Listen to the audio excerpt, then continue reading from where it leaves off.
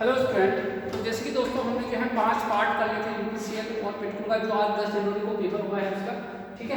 50 question solve करा दिए। ये आपका 51 नंबर से देखिए आपके पास, ये देखिए आपका क्वेश्चन क्या है, देखिए।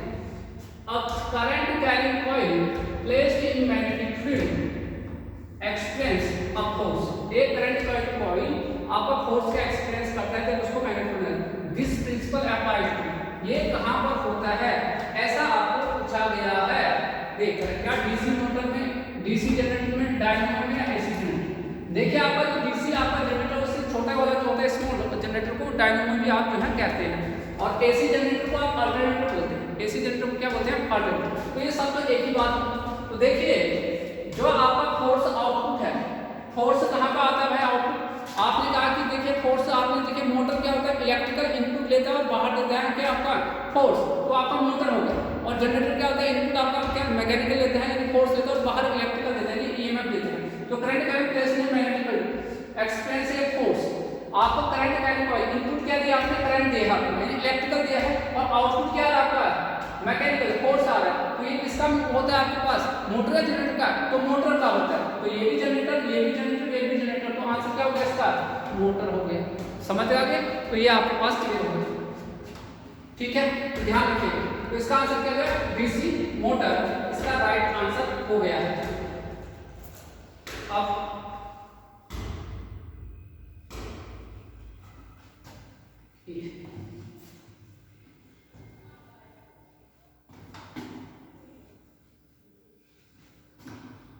इतना देखिएगा आपके पास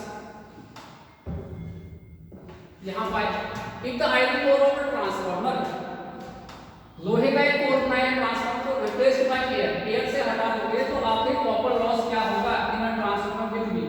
देखिए आपको कैसे आपने जो है लोहे का जो आयरन कोर है, आयरन कोर मतलब जो लोहे का बनाया गया है, जो कोर है आयरन का बनाया गया है, उसको आपने किससे? एयर से रिप्लेस कर, क्या होगा? लॉसेस होते हैं। देखिए आपका जो कोर लॉस होते हैं चाहे एडी करंट या स्ट्रेंथ, वो आपका कोर में होता है। अब कोर को ही तुमने हटा दिया, कुछ है नहीं, तो कोर लॉस से कितना हो जाएगा? 0 हो जाएगा। लेकिन यहाँ पर कोर लॉस नहीं पूछा है बल्कि क्या पूछा है? Copper loss. अब देखिए कॉपर लॉस कहाँ होता है? वाइंडिंग में होता है। अब वाइंडिंग कॉपर का बना होता है इसलिए इससे कॉपर लॉस लेते हैं। तो कॉपर तो नहीं हटाया ना, तो लॉसेस तो होगा। तो पहले जितना हो रहा होगा उतना ही लॉस अब भी होगा, अब भी हो रहा होगा क्योंकि वाइंडिंग को तो नहीं हटाया। किसको हटाया? ट्रांसफार्मर के कोर को हटाया। इसलिए इसका आंसर हो गया रिमेन्स अनचेंज। अगर यहीं पर मुझे आपका आयरन लॉस पूछता है तो मैं तो कहता 0 होता है, क्योंकि आपका हिस्टेरेसिस और वो जो आपका एडी करंट लॉस कहाँ पे होते हैं? कोर में। अब कोर ही नहीं रहा तो कहाँ पे हो जाएगा? तो इसका आंसर कितना हो गया? रिमेन्स अनचेंज, कोई वो नहीं होगा। अब क्वेश्चन नंबर 53 देखिए, 53 देखिए। यहां देखिए the relay used to detect and product, ये UPCL Uttar Pradesh power corporation का क्वेश्चन है। The relay used to detect and product internal faults of a transformer, ये ट्रांसफार्मर लिखने का स्टाइल।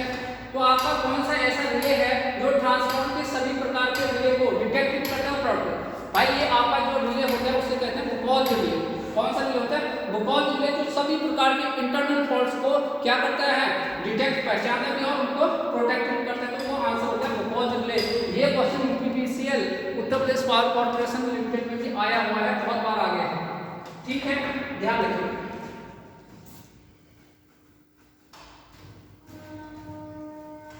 नेक्स्ट देखिए question number 54। Horizontal axis and vertical axis are the type, ये generation power generation का question है। कह रहे हैं हॉरिजॉन्टल एक्सिस और वर्टिकल एक्सिस किस टाइप के पावर प्लांट में होता है ये कह रहा है। तो आपने देखा होगा जो फैन होते हैं आपके पास विंड टरबाइन में, कुछ को हॉरिजॉन्टल होते हैं कुछ वर्टिकल। वहां पर देखिए तो आपका जो है कहां पे आ गया? आपका विंड टरबाइन में आ गया आपके पास ये हॉरिजॉन्टल और vertical axis are the type of, ये कहां पे होते हैं? विंड टरबाइन में होते हैं। तो ये आपको कितने क्वेश्चन हो गए? 54 या।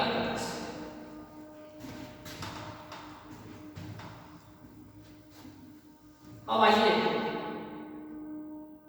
55, क्वेश्चन नंबर 55 को बुक करें।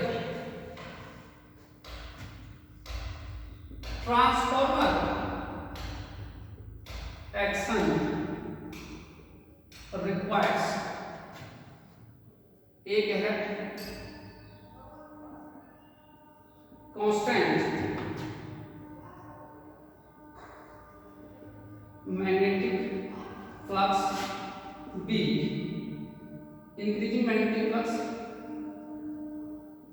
increasing magnetic flux. C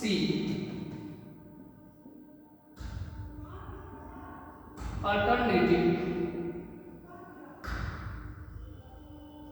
magnetic flux. D alternating magnetic electric flux. Electric flux. D alternating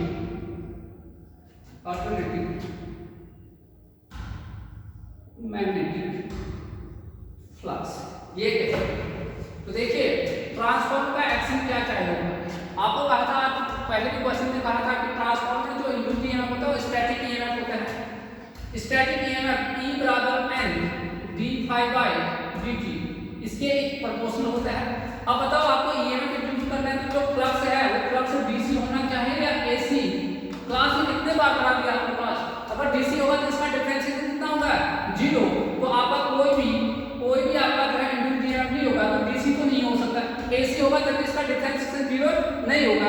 इसका मतलब है कि आपका फ्लक्स जो आपका जो एसी नेचर का होना चाहिए, इसका मतलब आपके पास कौन सा फ्लक्स, इलेक्ट्रिक फ्लक्स या मैग्नेटिक फ्लक्स?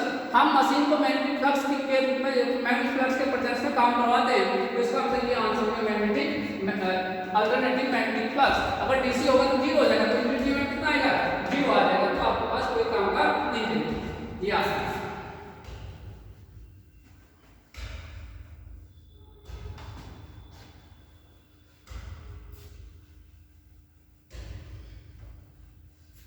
ठीक है भाई, इतना आपके पास। नेक्स्ट क्या है? Question number 56।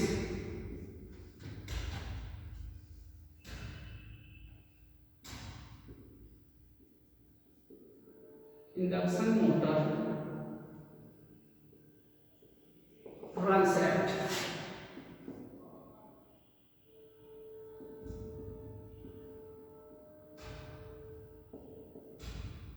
synchronous speed v,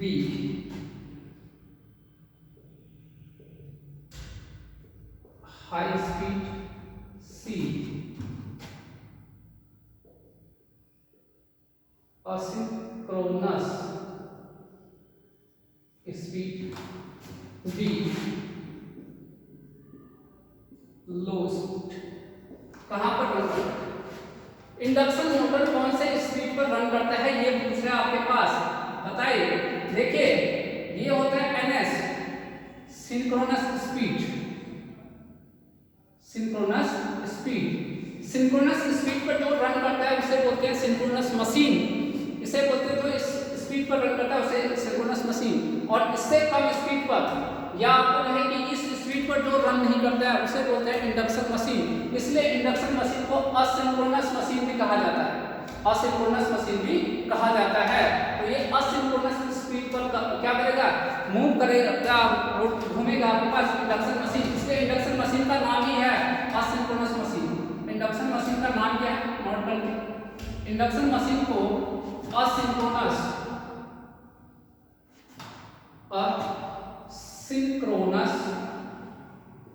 machine भी कहते हैं। असिंक्रोनस मशीन भी कहा जाता है। आपके पास ये ठीक है। 6 हो गया आपके पास।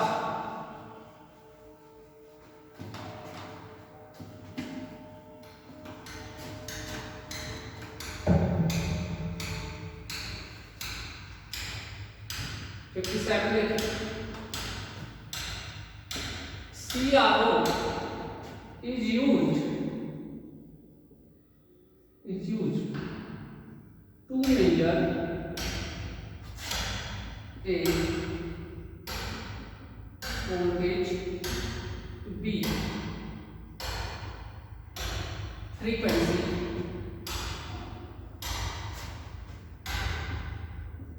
voltage B, frequency C,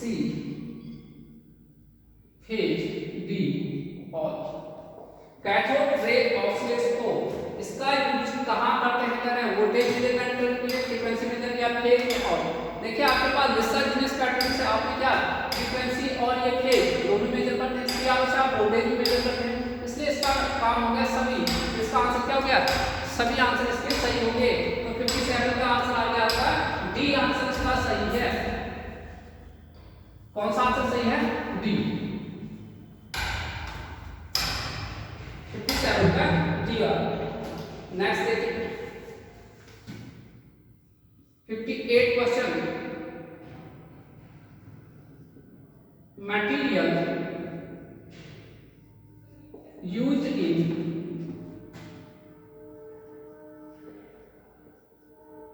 controlling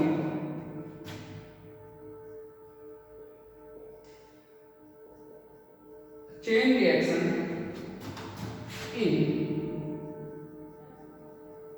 nuclear reactor. Option A thorium, B heavy water,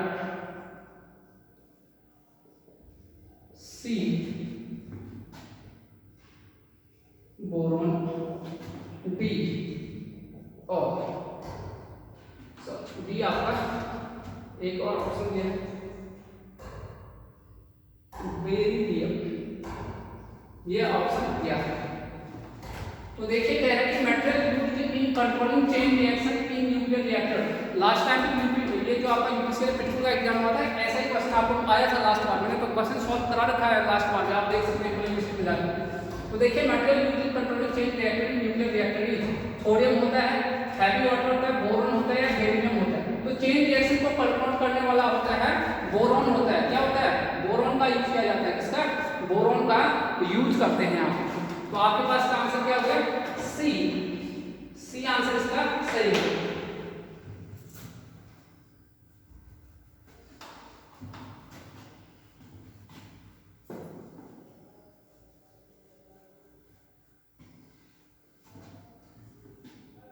next देखिए क्वेश्चन नंबर 59,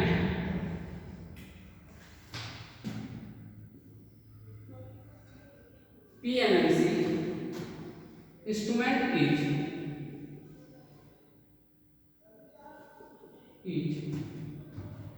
used for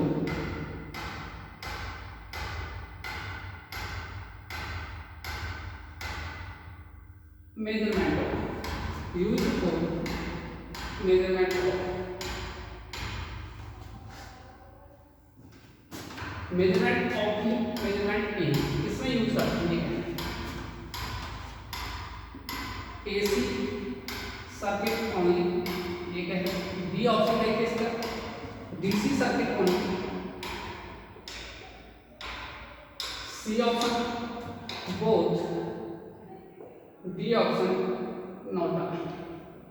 या तो यहां कह रहा है कि आपके पास जो पीएमसी है, permanent magnet moving coil, instrument का यूज किसके लिए करते हैं, एसी सर्किट या डीसी सर्किट या दोनों के लिए। तो इसका यूज करते हैं डीसी सर्किट के लिए ही करते हैं। वो इसलिए क्योंकि जो इसका टॉर्क होता है प्रोपोर्शनल आई होता है, और ये आपका डीसी के लिए अगर torque proportional to I square आएगा तो ये AC as well as DC इनके लिए क्या जाता है। ठीक है, तो आपका जो पीएमसी का टॉर्क इक्वेशन होता है ये होता है ये टीडी प्रोपोर्शनल ई, आपने ये पढ़ा टी इफेक्टिव टॉर्क बराबर ये होता है इसका।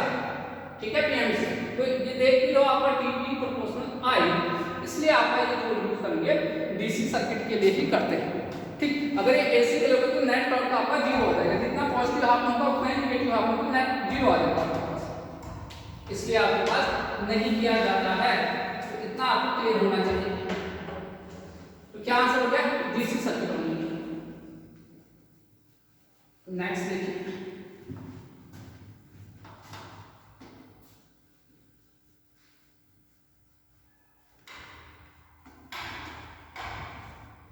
Next question, question number 60,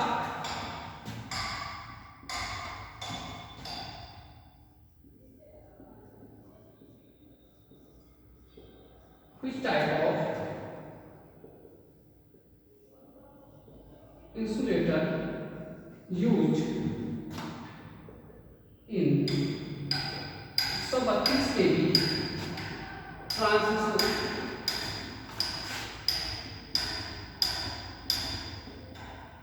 pin type 2, pin and shackle type C, shackle type C, disc type. ये कह रहे हैं कि आपके पास 132 केबी ट्रांसमिशन लाइन के लिए किस टाइप का डिस्क इंसुलेटर का यूज करते हैं। तो देखिए पिन टाइप का यूज करते हैं। पिन टाइप का तो आपका जो है 33 केबी से कम पे किया जाता है, तो ये नहीं हो सकता, ये भी आपका नहीं हो सकता। साइकिल का भी यूज नहीं करते हैं, तो आपके पास बचा क्या है डिस्क टाइप का। तो डिस्क टाइप का यूज करते हैं कितना 132 केबी ट्रांसमिशन लाइन के लिए। तो आपका डी ऑप्शन आपका सही होगा। ठीक है दोस्तों, तो ये आपके होंगे कितने क्वेश्चन 60%। ओके, आप प्ले लिस्ट में जाके एक एक पार्ट को देखें और अपने आंसर मैच करिए और बताएं कि कितने मार्क्स आ रहे हैं आपके पास कमेंट किया। ठीक।